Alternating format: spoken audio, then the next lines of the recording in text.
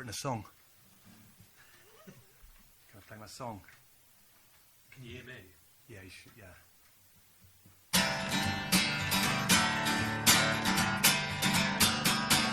It's day 23. I'm in self-quarantine and wondering what to do tonight. Probably do what I did last night. Get shit-faced at home, get shit-faced at home, get shit-faced at home on my own. It's day 24. I'm still stuck indoors and wondering what to eat tonight. Or eat what I ate last night. Pasta and beans, pasta and beans, pasta and baked beans. Well, it's day 25, at least I'm still alive. And wondering what to do tonight. Probably do the same as I did last night. Oh, wank off to porn, wank off to porn, wank off to you, porn.com. Now it's day 26, and I'm shitting bricks. I took a turn for the worse. Now they've called out a hearse. I'm gonna die, I'm gonna die, I'm gonna die, bye, bye. It's day 27, now I'm in heaven. Or maybe it's hell, it's hard to tell. But one thing at least, no more pasta and beans, no more pasta and beans, so all is well.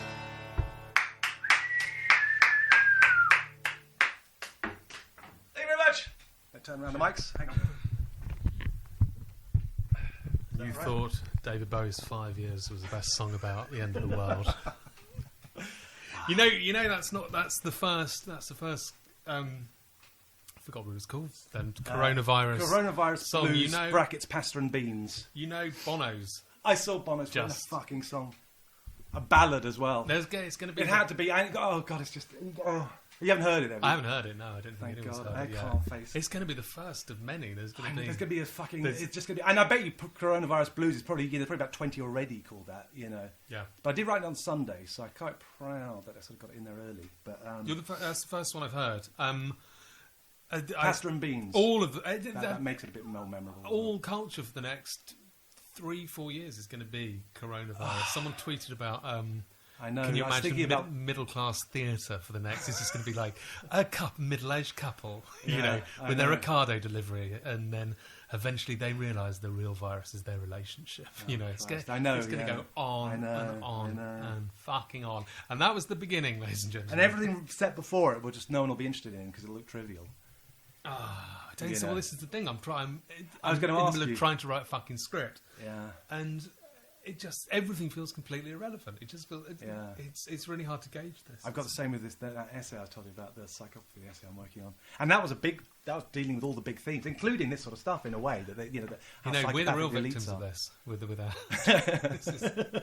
no one's talking about all the poor bastards trying to write scripts. No, that wasn't in the press conference this afternoon. Anyway, this is the Corona Diaries.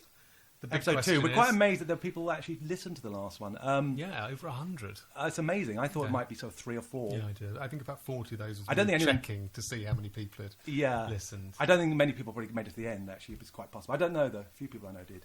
But one thing, actually, was that the volume levels were very low, so I've turned them up now. I'm going to move the mic. But anyway, they're up, so... I can't... I don't know how to edit sick and to stuff. Death of it now. I mean, it's literally been a few days now, and it's just people talking about fucking coronavirus.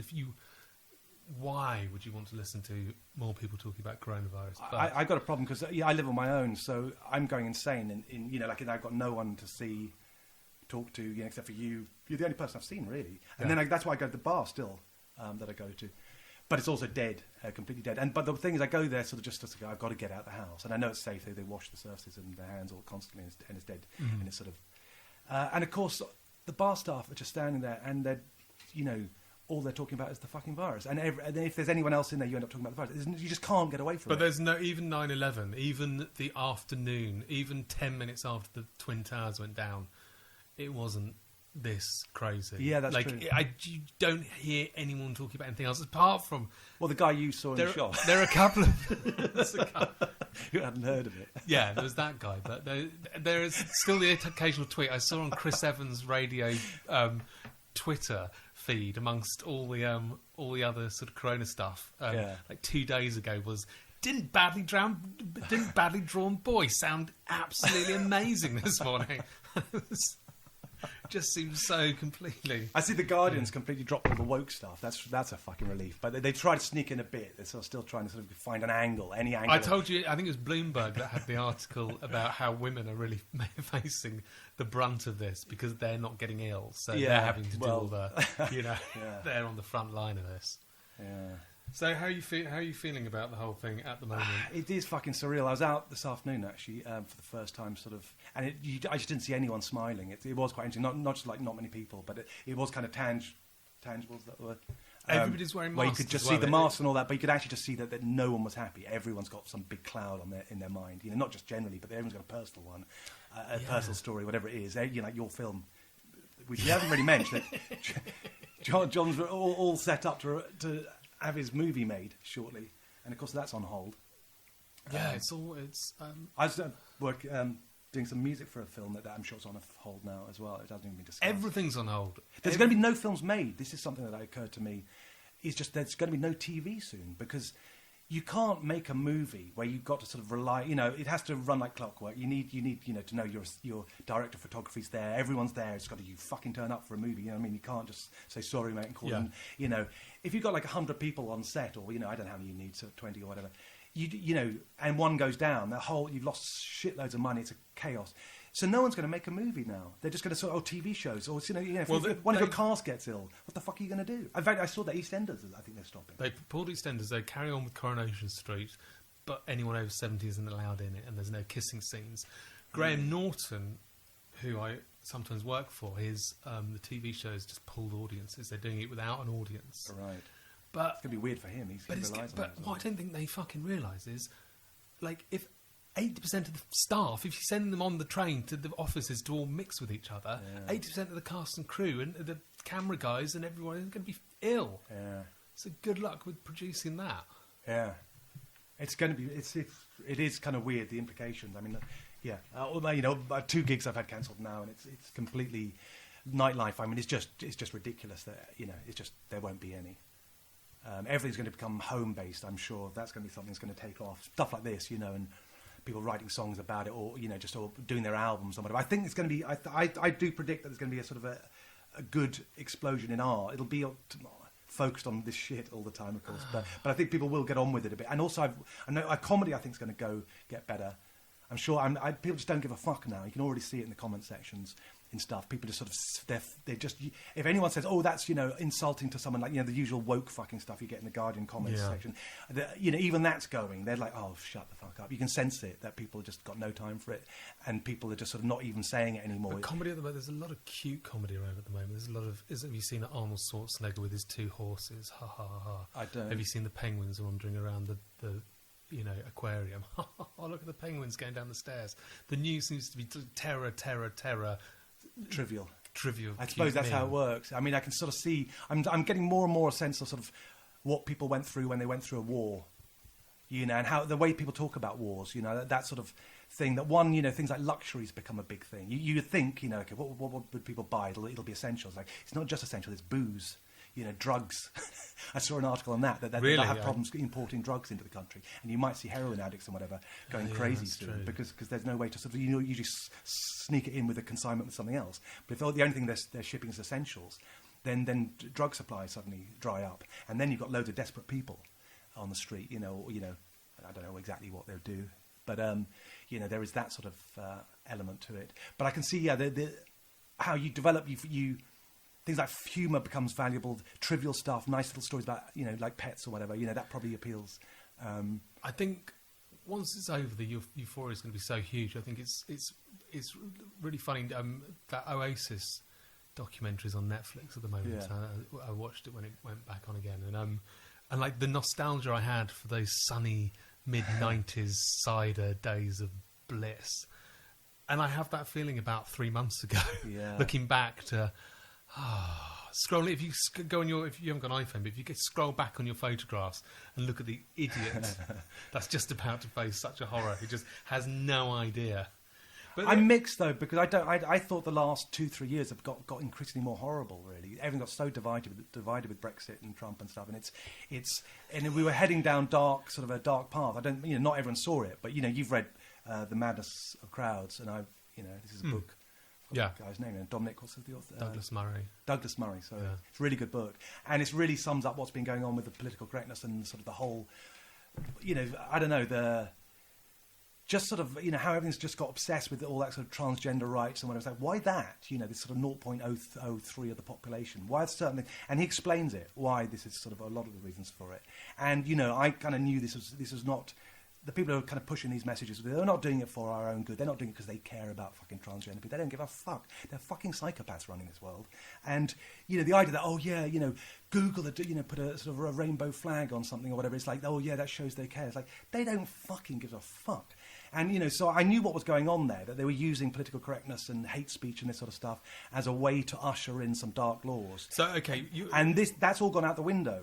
So, when you say it was good like 3 months ago, I didn't see it as that. I actually saw that we were heading towards massive clampdown on social media, on everything, I news agree, sites but and all I think that. That was their real plan. Do you not worry that? Because all the pieces and it's getting thrown worse. Up in the air. It's getting worse. They were cancelling anyone who didn't spout the same fucking message. Just suddenly got cancelled. It was just like a real sort of step away from Stalinism, really. And I I this has suddenly blown that out of the water. I hope it's not by design, socially, but it certainly has thrown all that out. But I think we should talk about the idea of this being done by design, because I think it is. I think it probably came from a wet market in China, but I love conspiracy theories. You probably like them more than I do. I don't like them. And actually, to be honest, I really don't like them. I don't see them in terms of entertainment. I find them like. I find them gossip. very worrying. Yeah, I know a lot of people see it as being this sort of humorous. I feel that way about Paul McCartney dying in 1966. That's one that gives me a lot of humour. Which, by the way, I was on a thread with the other day. It's fucking oh god, such frustrating. That one I read the one last time. I got into another Paul one. McCartney, and this is a guy who reckons this is all a hoax. Crash. This guy who thinks this is all a hoax. This whole the coronavirus is a hoax. And there's a bunch of people agreeing with him. Loads of people agreeing with him, actually. And I sort of said, I think you might be wrong on this one, and and I said at some point, this is going to rank next to the Paul McCartney died in 1966 theory. And he went, No, someone fucking did. One of them did. Wow. Said, well, actually, there's a lot of reason to believe he did die in 1966. Look at the cover of Sgt. Pepper. It's like, oh, well, that proves it. There's Alistair Crowley on the cover of Sgt. Pepper. Therefore, they must have killed him and replaced him with a Waxworks model. So he died in a car crash in... 1966 is usually what they it's replaced him with Billy Campbell. I think is one of the names. Or Billy, is it? I think William Campbell, Billy Shears. Yeah, but they different. Who looked exactly like him. Oh yeah, same. Could write songs as well. They found this unknown genius who just happened to be left-handed, hazel eyes, same height, everything. Looked exactly like Paul McCartney. Birthmarks on all the exact same spots. Yeah. And then they put clues in the Sgt. Pepper album cover. Yeah, I mean, this is it's unbelievable. I mean, it's not only that, but I mean, they could have easily just announced he died and replaced him if they found the other guy to say, well, we replaced him with this genius we found. I mean, why not? I mean, the Stones survived that one. When Brian Jones died, I mean, they didn't suddenly say, go, right, well, we've got to hide this. They just said, well, he's died. Yeah. They could have easily just. It makes no fucking sense. Have you heard Prince Philip's died? Apparently. Oh. No, I haven't. That's the rumours. That would actually make a lot of sense, because they're not going to want to announce that right now, are they? No. If he has. Yeah. Wow. Can you reveal your sources? Or yeah. Hint? The internet. Wow. Oh, in that case. Oh. Twitter. I believe it now. Then. Yeah, no. The rumours on Twitter. Right. And the other rumour on Twitter is that we're going into lockdown tomorrow. I've heard that. And the army. I got a message just earlier saying exactly that. You see, I don't know if you noticed, if you're listening, but my mood is slightly. I'm slightly starting to enjoy this now. I'm slightly going down. I'm going up. I think it's good. We don't want to both be down, because I don't think it's going to be really. Anyone's going to. At least one of us has to be. This is going to an optimistic really frame of mind. When you look back on sort of people who have been jolly and then go, and then 3 weeks later that person was dead. John Lennon. There you go. We were talking about him earlier. I mean, he was. about 2 weeks before he was killed, he was asked about the 80s, because that was like, was it 80 or 90? I think it was 1980. So what did you feel about the 80s? I think it's going to be better than the 60s. I mean, that didn't age well, that quote. I mean, on any level. I mean, the 80s weren't, and obviously for him, it was not the best of decades. Well, anyway, don't kill my buzz, because I'm actually really starting to enjoy this. Me, what I've realised, this is not a very dangerous virus when you look at it. It's not actually that Although dangerous. the rate gone up. It's gone up to now 9%. I don't know what? Quite, yeah. On the Whoometer, the Worldometer, rather, that page. It's gone up to 9%. Yeah, I think that's mainly because the deaths happen early. If you have an 8-week span of being ill, I think your peak point of dying is about 2 weeks in, or a bit later maybe. So basically, if you've got a country that's suddenly just getting it, you get the first bits of them getting it's where the death rate goes up, and then you can only factor in the people once they've run their course, and then you can say, all right, now those people lived, but they're not statistics until they've done the 6 weeks or 8 weeks. So I think you tend to get a spike. Yeah, if it's 9%, then sense. I'm depressed again. That's going to be. I don't think it's realistically 9%. I mean, the assessment I saw of that figure guessed at being more realistically, I think 2% was what they were sort of, I think, suggesting. 2%? Yeah, but again, the 2%, I mean, not that it's anything, but it's mostly people who are ill to start with, and not in a good way to start with. What this is, it's like us getting to experience Contagion, the Contagion, the film. I think it's something like it's like a 60% chance of death with that immortality rate. Yeah. All those things. That was a 99% chance of death, I think. What, if you got eaten by Invasion of the Body Snatchers? If you got eaten by if you ran into a Triffid, I think you're pretty sure. Okay. If you didn't have any salt water on hand. But this is like a way of sort of experiencing that, but not really. I know, that is like the one you're thing. You're going to experience the plague, but you're probably going to be all right. Even if you get it, you'll probably be all right. Yeah. It does seem to me, from what I've seen as statistics, it's generally speaking, if you've got an underlying condition or you're over 70 or something, that's the Yeah, that's I punched bad. the guy I read this morning, it said 45-year-old is the youngest person to die in Britain today, and I scrolled down, had motor neurone disease. Yes! Because that was creeping scarily down to my age. It's like that day-to-day thing, was it? It was Bomb Dogs, I think, where he says, it killed a few people, but they were old and would have died soon anyway. So those statistics do seem to be playing out. Yeah. I think there's a problem politically I'm seeing at the moment, is that there are decisions you would make that are the right decisions to make, and they're decisions, but if you make them, you can't actually do them because the public, and they won't allow you. For example, if you were really just sort of a nation of sort of, I don't know, Stoics or whatever, you'd say, listen, guys, these are the stats, this is, who's going to die and whatever. We can either be in lockdown forever, or we can get this one over and done with, and then we'll all be able to travel and we're done. But some of you are going to die, and we decided to go for that one because that would actually probably be the sensible thing. Because the alternative is you do China and you try to clear it from the whole country, but then you've got to maintain that forever.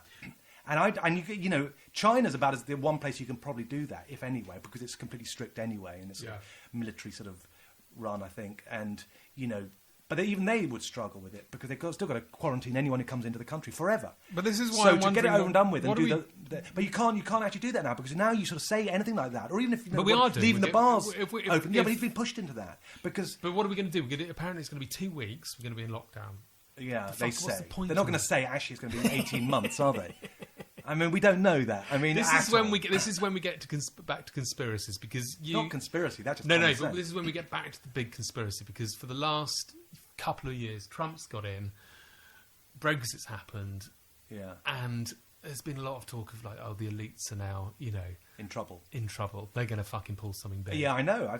We've all said this all the time. Usually crashing the economy was usually the one everyone said. That's their joker card. That's their last resort. But this is crashing the economy. This is crashing the economy and worldwide. Martial law. And martial law. Yeah. And there are even things like cashless society, which they've been trying to get in for 20 years. If you don't believe me, check out the Aaron Russo interview from 2003 or whatever, where he says he's spoken to Nick Rockefeller, and they said this is our plan. We'll put RFID chips in everyone, get rid of cash, and basically make the whole world a slave population. He swears by that in that interview, and there's a photograph of him with Nick Rockefeller, with Nick having his arm around Aaron Russo. So that's a credible guy, and he said all this 20 years ago, more or less. And lo and behold, look what's happening. I mean, so I don't know whether that's but very bad luck, or or they're using it to get past in what they want to pass, or it's just coincidence. I mean, the other thing, we have known this is coming. Forever. We've known there's going to be another pandemic pathogen that takes over. I know. They say so, every 100 years, don't they? Sort of. Yeah. And so we're on time. 1919, almost literally 100 years, isn't it, since Spanish flu? Yeah. So. What was I going to say? So if we go into lockdown for 2 weeks. That would be no point in going into lockdown for 2 weeks. I think the only point for that is that if you can contain the spike that every country seems to have, that makes sense, that you try to level that down. So that would sort of possibly make sense. But that's the spike. Did you not see the article sort of saying if you actually want to keep the spike under what the NHS can cope with, it would be 10 years of lockdown? Right. Is that right? Yeah. Yeah, but that's the NHS as it is now. If you give them a few months, they might be able to load in tons of ventilators and whatever else they need for emergency. Well, they're making ventilators, aren't they? I'm really now banking on this being we're all going to be underwater by 2012. AIDS is going to kill everyone. I'm now beginning to go, there's so many... Oh, there's this malaria drug. Oh, yeah. I mean, that does... I heard about this a few weeks ago, about 2-3 weeks ago. The anti-HIV and anti-malaria drug. And another one called remdesivir or something like that. This is in China, the Chinese... Yeah, I heard about that right away. There's a couple of threads for us saying that's how they dealt with it in China and stuff. And South Korea, I think, which has a lower rate. And it looks like that they have had some successes. There's a couple of stories, sort of looks pretty official, saying it's not many people, but that it has saved people who are old. I reckon if you can get something like that, you've got some quite good hopes, really, because then you just reserve that for the real emergency cases, and then you let the immunity just spread, the natural immunity. But you just say, listen, we've got something if you're really on a serious level. If they can do that and roll that stuff out, if it's doable, that would really the mortality rate, and then it'd be better than a vaccine as well. I'd say it'd be better to let people have proper immunity than risk an untested vaccine on everybody. Well, the Chinese guy from the World Health Organization said herd immunity is not going to work. You've seen him come out and say that, right? Yeah, so, yeah. I don't know, and that's what he's saying. But that's what their logic is with vaccines, isn't it? Herd immunity. No, just natural herd immunity from people just going out and getting it. They said it's too dangerous. It's not going to work. Yeah, if they had a drug, though. Yeah, if they had a drug. Yeah, but that could take, as they say... Yeah, but they've got 3 that they think work to some degree. And they've been... at least we know the long-term effects on them, because people have been on the HIV drugs for a long time, and they haven't all keeled over. And if you've only got to take it for a couple of weeks or something, chances are you can risk that. So I'd have thought that would be the thing. And then you just... most cases it's just like a bad flu for 3 weeks, 2 weeks. Yeah. Why not let people do it if it's not going to kill them, if you've got something, and then you're done. I mean, that's... And also cheaper than vaccinating everyone, I'd imagine. And yeah. So I'd have thought you could, if they are successful, then you've got some hope there. By the way, one point against the idea that this is deliberate by the elites. I'm really surprised I thought you'd be immediately saying this is 100%. Well, no, I'm not. The elites. I just don't know, because accidents do happen. And it's, even if they introduce martial law or things that they've always wanted to do, it doesn't mean that was their intention. It doesn't mean that they didn't just take advantage of a crisis. Yeah. Things do get out. We've always known that's a possibility. And that happened right next to the market where, 7 miles, there was a lab away from the market. But they could have just done that. Some rules on these fucking wet markets. Surely they can't. I mean, it's insanity. Yeah, well, I'd imagine in China no one's going to want to go to them anyway. They're just going to have to be closed. Well, I don't know, but you've seen the photographs of people eating. But the meals that people are eating, you can eat raw chicken in China. There's like pictures of raw chicken drumsticks that you can eat with some sauce. But I was going to say, but on the idea that it's an elites thing, it is the perfect way to introduce sort of fascism, really, something like this. Crash the market, or communism, they're so close, really, those two, I think. But one thing that I've noticed from this is that, for example, in France, they've introduced a lockdown in some town where you're not even allowed to speak to your neighbours, you're not allowed out. I don't know why you want to bar off people from going out, because actually, so long as it's beaches or mountains or whatever, they're not going to catch it. And actually, it's pretty better for their health that they do get a bit of air, and very hard for when you've got kids and whatever to just keep them indoors indefinitely. But anyway, the town is not following the laws. They're just saying fuck it, and that gave me a sort of a hint of one of the problems they've got with something like this is that it unites people. One of the ways they've maintained control in the past is through divide and rule. That's the classic way to maintain control. I've never felt so united. People are all united against one common enemy, and you're seeing it now. People getting on better. It's bringing out the cunt in some people. It's like the best and the worst of people. These things but they're revealing themselves in a way.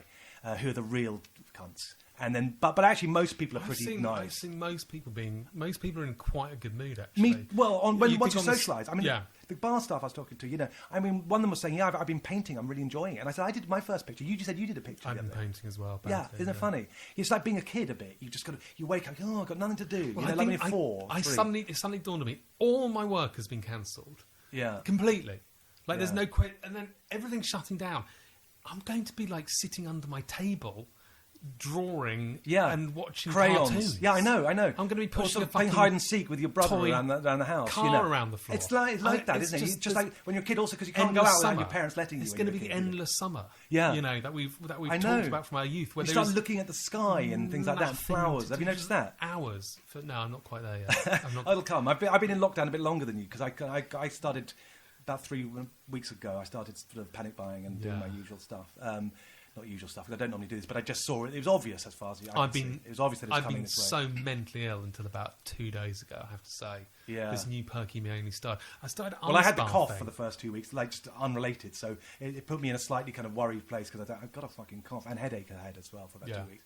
So that kind of made me think, okay, I better take this seriously. But it was obvious that it was coming. You just had to look at China and everything else. Go, this is going to come here. You're not going to stop it. Yeah. And but yeah, it's funny, isn't it? It's just like suddenly. So I've been a bit ahead of you, probably in sort of. I've done money suddenly means nothing as well. I don't have enough money. I've got a service charge that I've got to pay. It's about £2,000.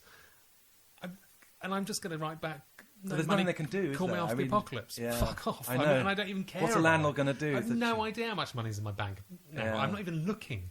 I don't care. It's completely fucking irrelevant. It's funny how it gets your priorities. It just suddenly they all lock into sort of order. Have you noticed you sort of talking to family and stuff like that, and like close friends, you suddenly realise you just go, oh, my close friends, and you're so glad when they call or anyone comes. It's suddenly like, I'm not even thinking about getting older, which is always sort of in the back of my mind. Hypochondria. I've got a mole just at the top of my leg here, just under where my pants are. And often when I'm in the bath and drying, I look at that mole and go, I've had it checked about 3 times with the doctor going, look, it's just asymmetrical. And I saw it yesterday and thought, that ain't fucking cancer. Yeah. Of course it's fucking not. I got other shit to worry about. No hypochondria at all. I am slightly concerned that I'm going to need, like, dentistry, because my teeth are a bit bad. I'm really worried I'm going to get toothache in, like, I don't think that's going to be a problem, to be honest. Because you've got to remember, a lot of these businesses, they need to stay alive. It's like builders. I was thinking, like, I've got to get a couple of things fixed. And I thought, well, they're not going to stop, because they're going to need their money. And they can actually get it. Certain trades that you can actually continue operating. Like if you're a farmer, this is going to be great, But also if you're a builder or you're doing any kind of service kind of industry, I'd have thought, you're kind of safe, really. And they're going to just think, they might charge more, maybe, but I can't see them stop doing it, stop providing it. Yeah. They're going to need to pay their rents and everything else, or, keep their businesses going. Yeah. So, no, it's a perfect opportunity to, be in lockdown, find, meditate, ice bath. I've been ice bathing. Have you? Like Wim Hof? Yeah, Wim Hof, which I think is You've been doing that? Have you read about, do you know, well, in case anyone's listening still at this point, Wim Hof is the guy also known as the Iceman, who has this protocol, which is extraordinary. He's basically a little bit simple breathing exercise, really. It takes about 20 minutes to do a round, I'd say, followed by a cold shower. And it's meant to boost your immune system. And if you go on and Google him, you'll see loads of people saying, oh, my God, this is amazing. I haven't had a cold since I started doing it. Yeah. And I don't feel the cold. One of the first things you told me is that you're going out in a T-shirt in winter. And he's famous, Wim Hof. He's really, really hilarious character. He's about 60 or something. And I saw him on some TV show where because he claims that he can survive the cold, for lengths of time that, beyond what's normally considered possible. Yeah. And they did a test on him where they packed him in ice. Up to his neck in a box. Yeah, in a pair of shorts. Yeah. You've seen it then, Yeah. And the guy they tested doesn't change. Yeah, and there's a doctor before and saying, well, you go into hypothermic shock or something after about 15 minutes, and he's climbed, you can't last. He's climbed into the death zone of Mount Everest in his underwear. I mean, the guy is. Well, he lasted an hour, didn't he? Was it 2 hours? I think it's an hour. I think. Don't know. Anyway, it was way beyond anyone has done. But before. They also injected. He's broken like 25 records so far. Heat as well. He's gone through. Have you seen that they jogging in the desert? They injected him with with an endotoxin. Yeah. And watched him fight the virus off. And they said, okay, this guy's got to be... And 4 other people as well. Well, it was 20 other people, I think. I think they got 40 people 20 of them went off with him for like a weekend and learned his, breathing exercises in his cold showers and everything. And then they injected 40 of them with it, and the 20 who'd been with him could fight off the endotoxin just after like 2 days. Yeah. So this is all the other reason I'm convinced that this is going to save my life. And also he's really, I'm great, I'm Wim Hoff, and I feel great, I feel fantastic, I feel the cold, I love the cold. And honestly, after I had an ice bath, I had that sort of moronic jollity to me. I was like, I could feel it, I've been in the ice bath. And it gave me a huge amount of endorphins, and I did it again. It makes today. you Dutch. That's one of the problems with doing this. Have you tried it? Have you tried sitting in the ice bath? Well, not the ice bath. I've just done the ice showers. It's really, the ice baths are different. They're really hard. Are they? The showers are not that easy. No, they're not. But the ice baths are really fucking difficult. But once you get in, you feel like you're going to pass out. And you get the lights around your vision. Do you? And you just go... and then you sort of feel your body shutting down. You can't tell if your legs are hot or cold. I think that's the point when you do that sort of paradoxical undressing. Because you think you start... Yeah. And then, at a point... it's really odd. He said it's really funny because he's so unscientific. He's literally just, get in the cold. You're going to feel great. It's going to really help your... system. And he talks about his wife committed suicide like 30 years ago or something. Left her with some kids. And all he ever says is, my wife, she killed herself, she jumped off a building, and the cold made me better. I felt great because of the cold after my wife died. And he sort of said, because you couldn't think in the ice. You can't think when you're that cold. Right. And you don't have those sort of panicky thought processes. It's really odd. Anyway, try the ice cold. Okay, I'll try and do it. I got a bit sort of the breathing exercise. We're starting to kind of. I find it a bit unpleasant after a while. Actually, just a bit unpleasant because I've done yoga breathing exercises, and they're actually good. They're very similar. There's a different one, but it doesn't. You don't go through that horrible hyperventilating feeling. I like that. I like the feeling afterwards when you've done it and then you're taking a deep breath of oxygen and hold it. That's great. That makes you start to feel like really. That's great. when you hear sitar music and see psychedelia. I've got a sitar. Yeah, I must do that. I'll bring it down for next time maybe. It's great when there's a noise you can make with the sitar. It's very funny. That's the bit I enjoy, but the in and out bit is a bit, But apparently it's going to save us from coronavirus. He's doing his online courses for half price, I think, at the moment during this corona thing. Okay, so he's addressing it. Yeah, and he says, and he says also, I think if you can't pay for it, he'll give it to you for free. Right, so he is a good guy in that respect. He's never. You can make a lot more money out of it because there's a lot of free stuff. Don't you find when you're doing the cold shower, does it ever remind you that? I am aware it's such a fucking douchey thing to be going on about Wim Hof. But no, not necessarily. It might save people or give them something to feel good about. Joe, when you're doing the cold shower bit, doesn't it remind you of the scene in If? You've seen If? Yeah. I always think there is something very boarding school about it. It is meant to be 1 minute, they make it do another minute. Yeah. He doesn't want them to but know. When you get in the cold shower, you start to not be able to feel whether it's hot or cold if you stay in there long enough. Yeah. It is funny, that sort of stuff, yeah. It is like that with pain in general, I've noticed. That if you analyse pain when you're feeling it, you can sort of break through it. Yeah. It suddenly just becomes almost abstract after a certain point. Well, if you can't take morphine and painkillers, they give you Valium, don't they? You can perform major operations on Valium, which isn't a painkiller, but it just relaxes you. Right. So you can actually technically still feel it, but you're so relaxed, just going, Right. Sounds like what I read about angel dust when I was Googling that the other day. Oh, yeah. They said that it doesn't make you strong. All the stories about people smashing out of handcuffs and things like that on angel dust and having to be held down by 8 cops and they're still fighting 8 cops or whatever. Yeah. And so it's not that it makes you super strong, it just makes you resist pain. You don't feel any pain. So he said anyone can smash out of handcuffs, so long as you don't mind the pain. I had angel dust once. And it was... I was trying to describe it to you the other day. The only way I can describe it is you've got your 5 senses, you've got hearing, seeing, touch and everything. It separates them all out. So they're all completely separate from each other. And there's no self. Everything's just separate. It's really was the most terrifying. The worst thing that's ever happened to me, that. Yeah. That sounds horrible. All the stories I read about it were horrible. All of them.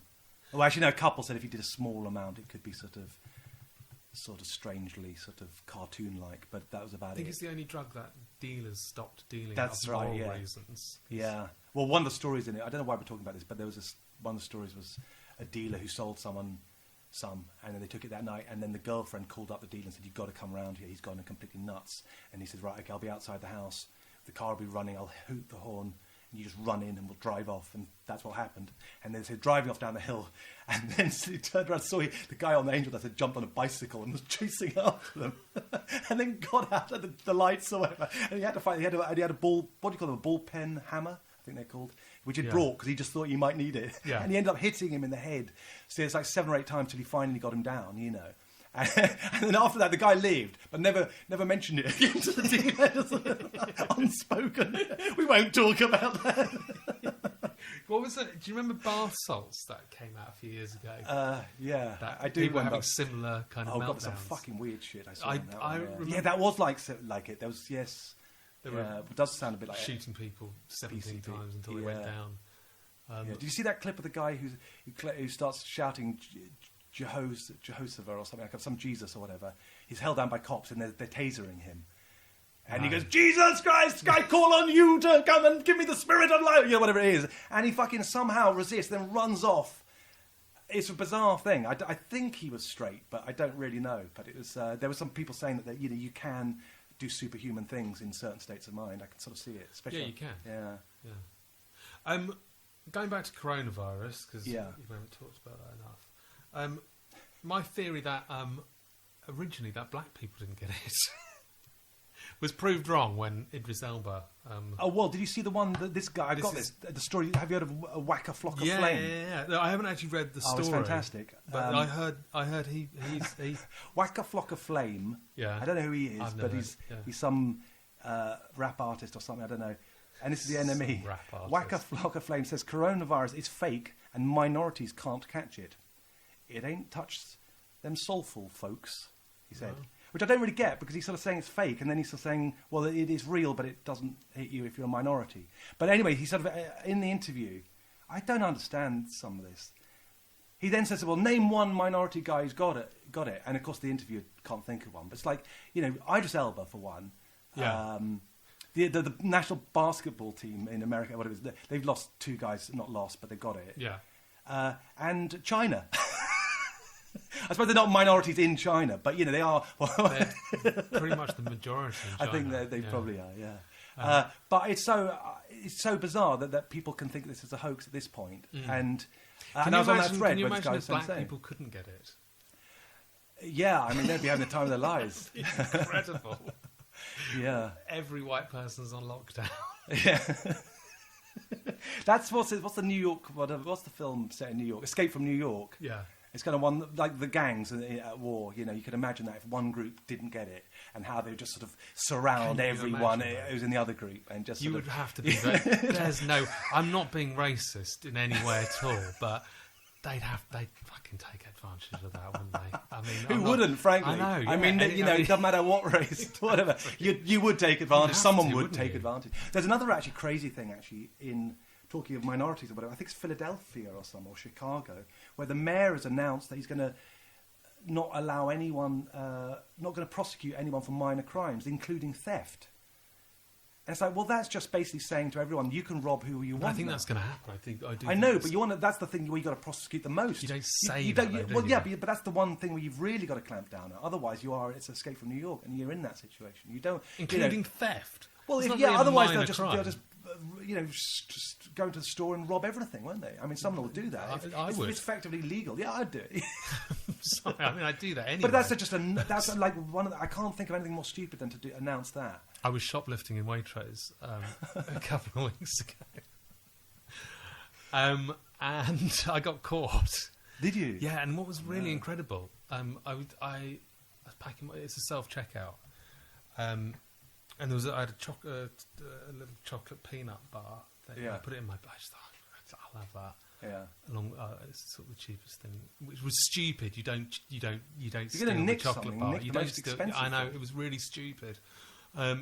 Anyway, the woman caught me, who was like eyeing up the till. I'm sure they'd seen me before, and she said, as I went left, she said, you didn't pay for that chocolate bar. And my adrenaline control was incredible. Oh, yeah. I'd have thought I'd have gone, oh God, oh shit. Yeah. But I just absolutely, completely calmly went.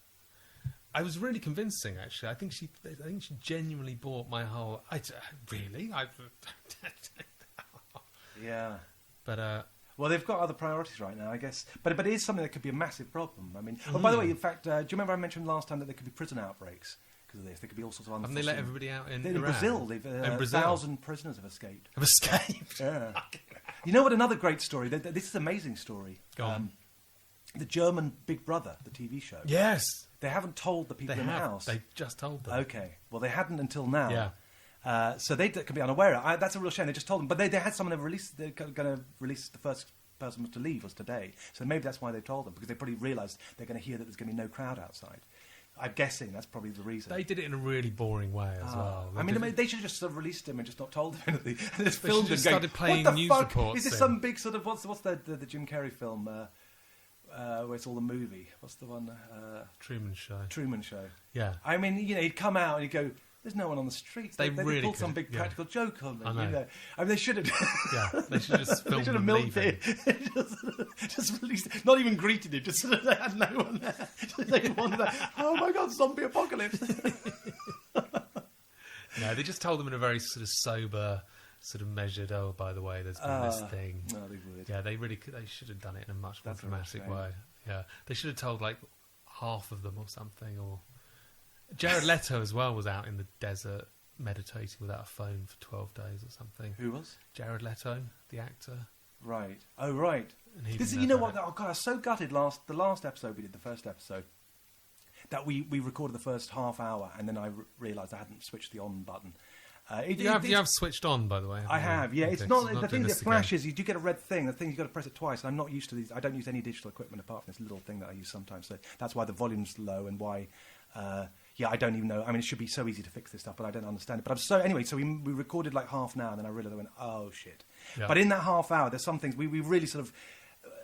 It's a shame we lost it because there were some sort of funny things. But one of the things that we lost that I was, and which we touched on, was that you made this joke where you said the meek shall inherit the earth, which we mentioned, but we didn't mention the build up to that, and that was we didn't fully go into it. But it's partly what I wish we'd caught was because I was sort of talking about a friend of mine who has mild Asperger's and how he hates going out, and to him the coronavirus, and he doesn't go on the internet hardly, and I really admire him for that because I think it's fantastic the fact he hates almost everybody and stuff. I think it's really sort of admirable that he's just self-contained and doesn't give a fuck. But the idea that he could maybe come out, it would wipe everyone out, and he comes out 6 months' time for the first time in 6 months just because he stays in that long, and then suddenly all these people, all these kind of misfits come out 6 months later, and they all look at each other and they go, "What's happened?"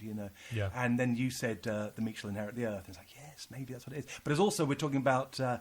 The sort of the revelations aspect to all of this, that it's like what they're sort of predicted in the Bible, but also on several levels. Like we'd had the fires in Australia, plagues of locusts in Africa, and then of course this. So disease, I'm sure that's in there. I can't remember exactly what they say in the Revelations, but also the stuff like no one will be able to trade without the mark of the beast and this sort of stuff. And it's kind of like you can sort of see this guy going to this, that they've been wanting to get rid of cash, and that they could sort of you get an economic meltdown, and then they say, "All right, here's the solution, everyone. I'll let everyone starve for a few weeks until they're begging the government to save them." And then they go, "Okay, we come up with a plan. We'll all issue each of you £1,000 or £10,000 each."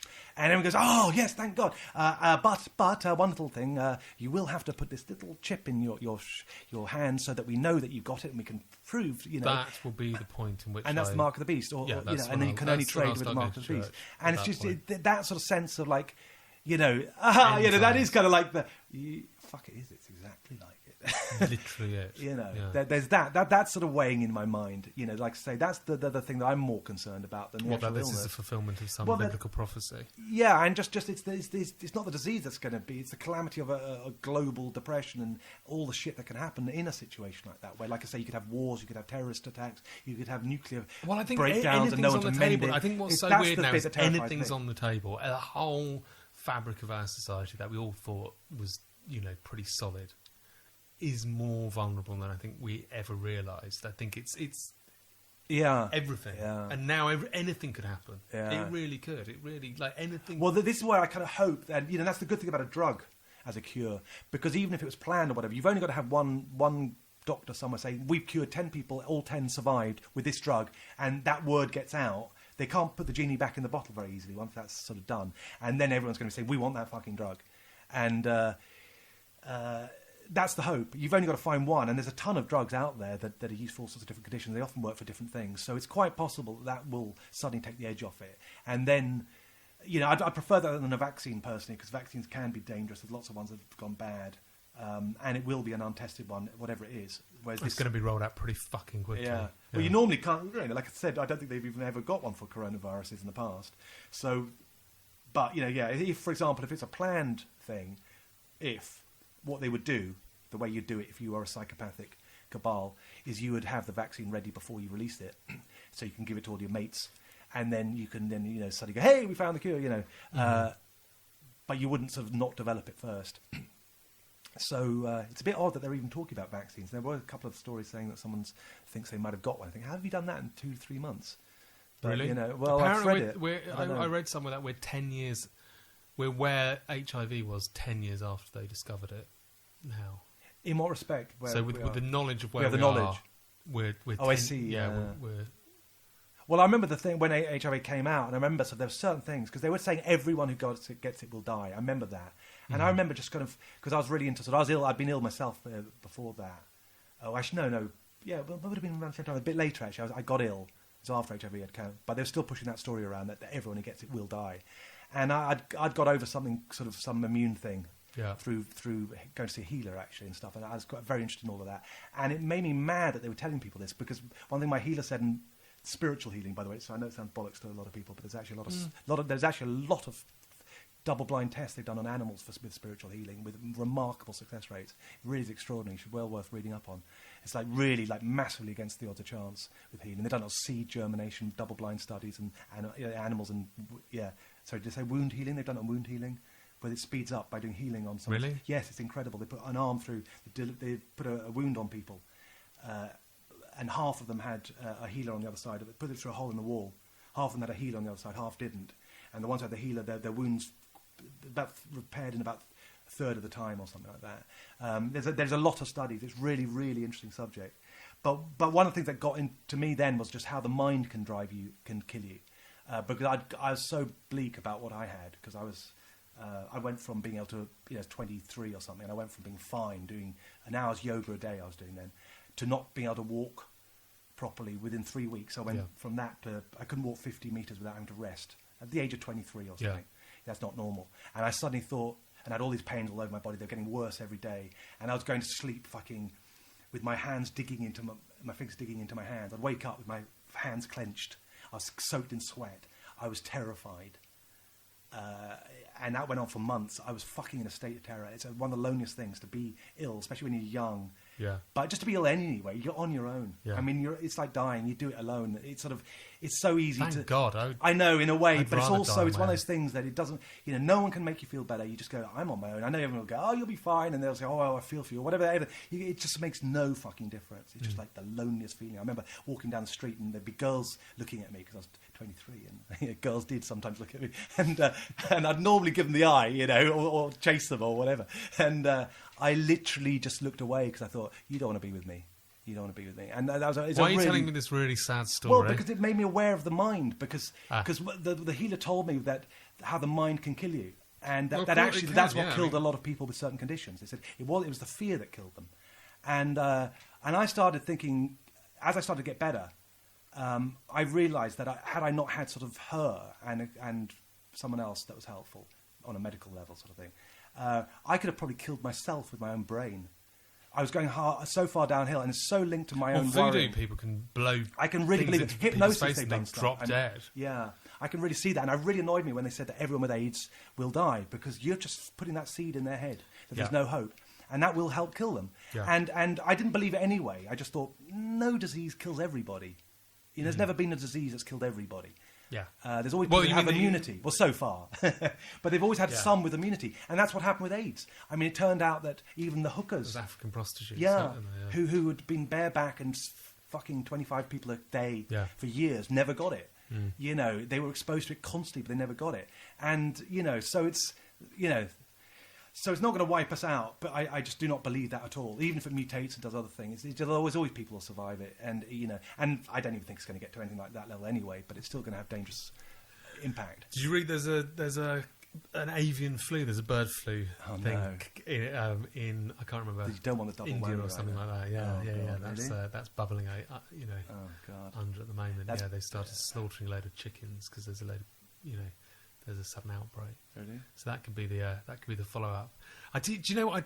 We really should go in a minute. But I was just all these doomsday preppers who are in their houses are really spunking their load too soon. I've got to play you my song next time, maybe the one that I wrote about being in a nuclear bunker, surviving a nuclear war, because it's exactly about that. About everyone laughing at you, and then they. But now I don't think this is bad enough for that. They're going to go in there, eat all their fucking cans of food, fucking.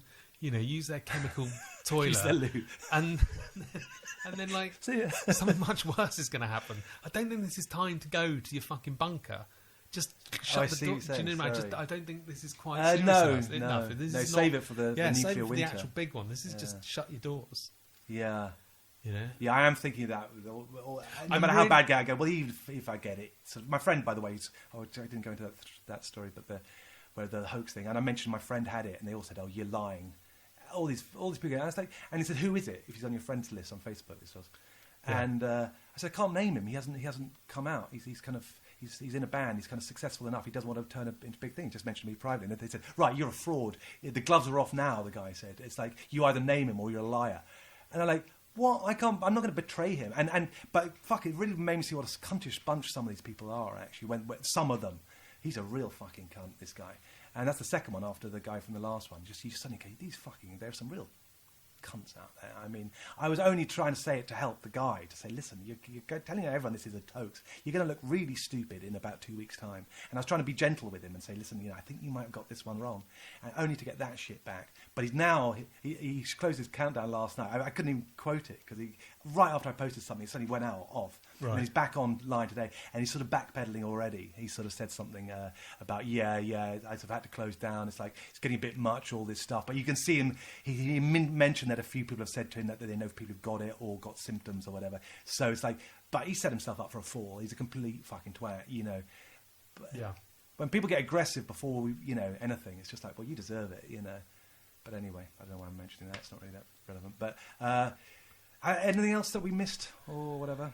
No, it's been a weird one today because I sort of feel a bit numb to it. It hasn't really kicked off yet. So I think we'll just come back in a week and see where we are. Yeah. And because I really do feel like we're right at the beginning. Like the orchestra are just sort of tuning up at the moment. We're just taking our seats. It's all about to fucking kick off. There's not much to say yet. It's coming. And it's just how fucking big it's going to be. It could well be. If you get into lockdown tomorrow, as the rumours are saying. Yeah. I'll sneak over here. Yeah, I was going to say, well, how are we going to fucking do this? I'll sneak over. Fuck it. Yeah, how far do you live? You live like 5 minutes. Yeah. By the way, folks, there's something I have to say because it's so funny. John and I have known each other, how long do you reckon? 15 years? Yeah, something like that. And he lives 5-minute walk away from my place. And I've never been to his flat.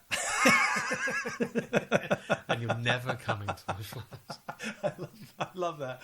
But we also, there's a law of things where I have this theory that basically whoever lives closest to the centre of a town, you have this implicit rule that sort of the guys further out has to visit the one that's closest to the centre, and not the other way around. No. And so I've got because you're just slightly the other direction. Yeah. So basically, I've got no obligation to see you. Because that's just the law. 0.0001 of a mile, and which suits you. Yeah, I know. Yeah. I had a friend who lived half a mile up the road, and he'd come from Malta, and we were friends in Malta. And then he's because I'm half Maltese, I met him out there, and then he moved to London, and he lived in I won't say, but about a mile away. And in about 2 years, I never visited him. Yeah, you don't do that. Because he's in the wrong direction. Yeah, so it's just the rule. Yeah. That applies to any city, by the way. Go to any city, and just put a pin in the centre. What you call the centre? I'd say London, say Oxford Circus, say. It's actually, do you know where the centre is? Apparently it's a bench just on the embankment. That's the actual centre. Is it? Yeah. But it's the perceived centre, really, not literally the centre, but whatever's considered the centre. Take any city, then just get a piece of string, just draw a sort of a what do you call it, a diameter, what do you call it, a circle around it. Radius. A radius, that's the word. And basically if someone's sort of in zone 2 and someone else is in zone 1, just as a way of explaining it. Zone you two know, goes the to zone zone 2 one. has to visit the other guy, and the other guy never under any Absolutely. obligation to go. In fact, it's kind of rude when someone lives further out asks you to round. Yeah, yeah, I'm always like, what? no. What? Don't you know the rule? Yeah. Don't you understand? Yeah. How long have you fucking lived? I actually find it weird when people who are further in the centre come out to see me. It does feel odd. Yeah. So what are you doing out here? Yeah. Right. Anyway, I think that's it. Thanks. Basically, this is just the beginning of this whole horror show. It's And monotony. we will be, if you haven't got enough Corona content, because it's going to be thin on the ground, I imagine. So, yeah, you can always guarantee that we'll have waffling an away opinion. about our individual bullshit. Okay, Let's go done. out on a low. The end. Good night.